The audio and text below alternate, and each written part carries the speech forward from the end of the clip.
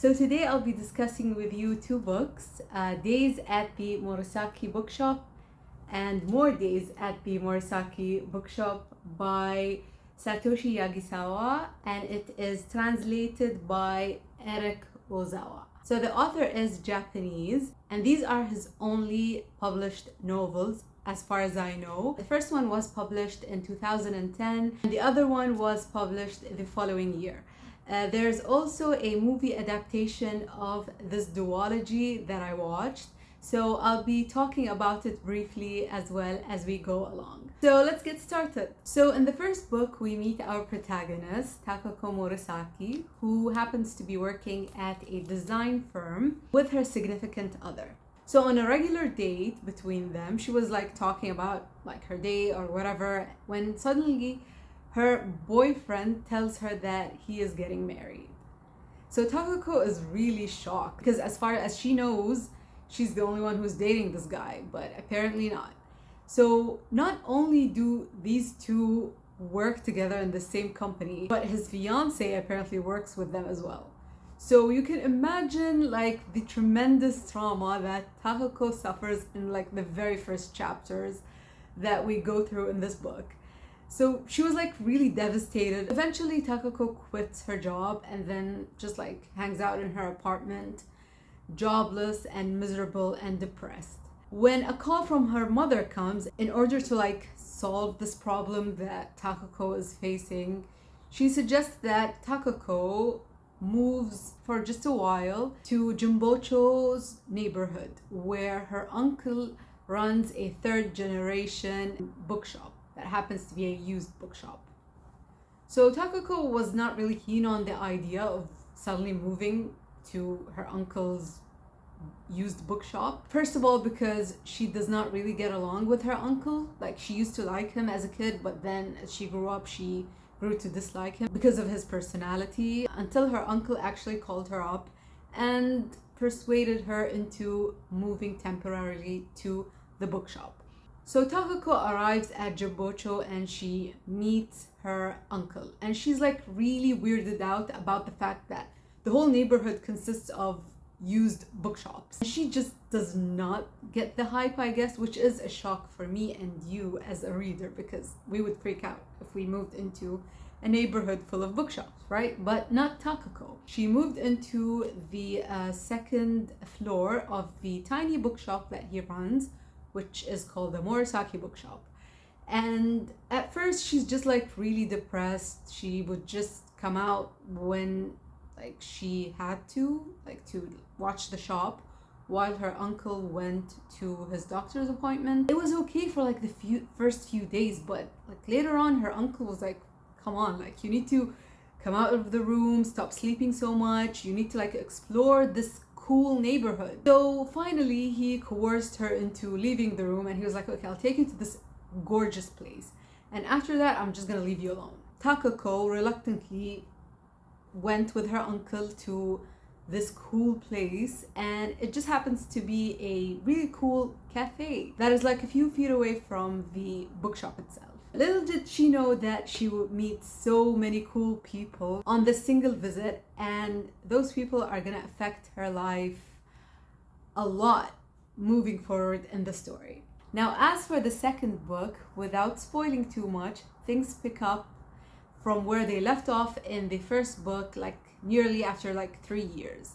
And a lot happens in this book. Not a lot that you would like as a reader. It is just like very emotional and very devastating, and we lose a very beloved character in this second book, and the ending is just very bittersweet in my opinion. Overall, like, these two books are really great to go through. They are very cozy, and they're just like the perfect books to go through in this time of year, because it is like basically set in autumn and winter. The whole story and the whole plot is just very cozy and very autumnal.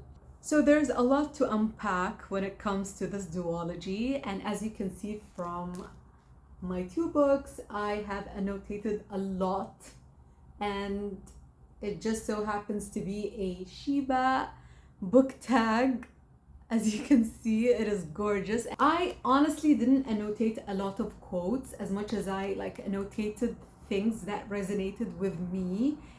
It is just amazing when you find yourself in between the lines of a book that you're reading. This is exactly what happened to me reading this duology. For example, in the second book, Takako is actually 28 years old and I'm 28. So I was like, oh my God, 28. And I annotated that. And I was like, me too.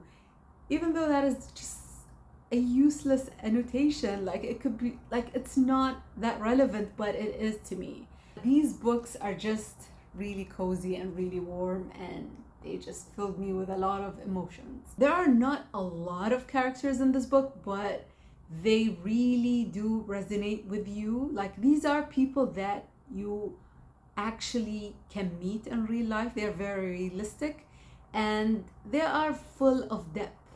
I just felt like I belonged in these books. You were reading about people that maybe you've already known, or it just felt very, very familiar. At first, I couldn't really relate to the protagonist, Takako, because I'm already a reader and I already love books and I love bookshops.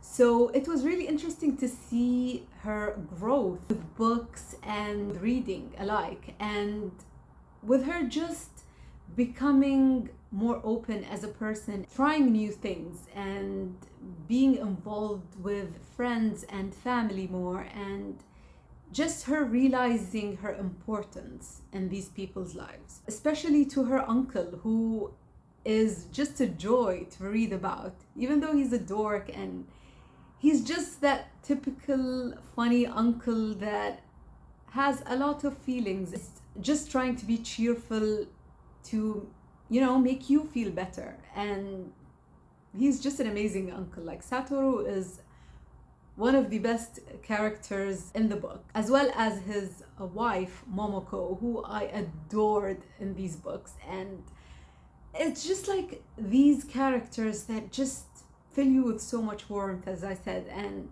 it's just such a cozy atmosphere. One of the cool elements of the book as well is that you get to see a variety of book shoppers and readers that enter the Morisaki used bookshop. So you have your collectors, you have your browsers, and you have your weirdos of neighbors. I'm talking about you, Sabu. Just so cool to see that in a book. This book is written for people who are into bookshops and into reading, just collectors and hoarders of books, basically.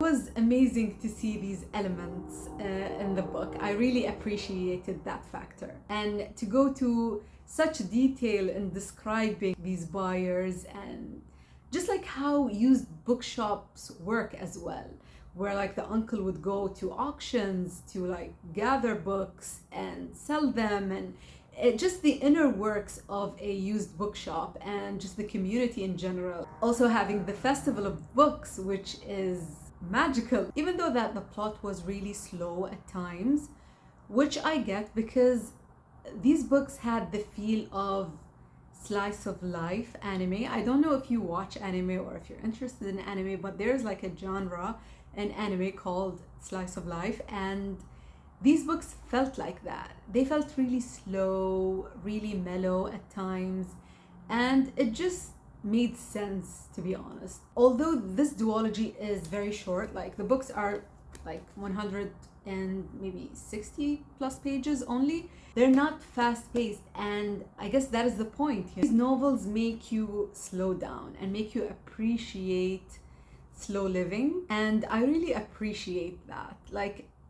Not everything needs to be fast-paced, and it just made you get to know these characters better and their stories. So at the end of the duology, I also felt that some things were a bit rushed and I wanted more details, but I didn't get them. But that's okay. The thing is, I actually wanted the books to stop at the first book, and not because the second book was bad. It was amazing, actually. It just brought a lot of feels. And that is exactly why I just wanted it to stop at the first book, because when you just want to pause a happy memory or like a moment that you're living and you're like, I just want to stay in this moment forever. This is how it felt for like the first book, because like the second book just destroys you. So you just want to stay there in your happy place for a while. I just felt like I wish it was a standalone. The second book was amazing as well. Don't let that discourage you, because it's not a bad read. Now let's move on to the movie adaptation, because I actually watched it last night and it was only an adaptation of the first book. So the second book isn't there. Now I have a lot of comments about the movie because it was nothing like the first book. Like the first book had a lot of events unfolded till the very end, and I feel like the movie just like scratched the surface of the novel itself. The story is there, but like they took out a lot of things, and I kind of get it. Like it would have been a longer movie if they included everything, but I wish that they included certain things. It would have had a bigger effect on me as a reader of the books. And another thing is like the acting, because I feel like sometimes what works in anime doesn't necessarily work with real life adaptations. I guess that is the charm. They just have their own flavor. Maybe it's not everyone's cup of tea, but the movie was very cozy. Watch it if you'd like after reading the book so that you can actually judge it properly. Also, I have a bone to pick with Japanese publishers because there are cats on the covers. Also, the covers are really gorgeous, by the way. Like the art is amazing. But like there are cats, and these cats don't exist in the books. And I want a refund because what is going on? This is like the third or like the fourth time that I read Japanese literature where there are cats on the cover but they don't exist in the plot. Writers, please explain this, because this is false advertisement. All in all, I really enjoyed this duology a lot, and I really enjoy Japanese literature in general. I think that their authors are really creative and they write the most heartwarming stories ever. The books were great. I really enjoyed them. They were such a cozy, warm read, and the characters are really not hard to read about, and you just feel like you belong. And wow, that neighborhood though, I really need to visit that neighborhood in Japan because it actually exists, and wow. So yeah, that is all for today's video. I hope you enjoyed it, and I hope you comment down below if you're planning on reading this duology, if you've read it already, or if you're planning to watch the movie, because a lot of people actually DM me about the movie not knowing that it actually exists. So did you know? Did you just now find out? Are you planning on watching? Are you planning on reading? You know I enjoy your comments, so please type them below. And don't forget to like the video and subscribe to the channel if you haven't already. See you on the next video. Bye!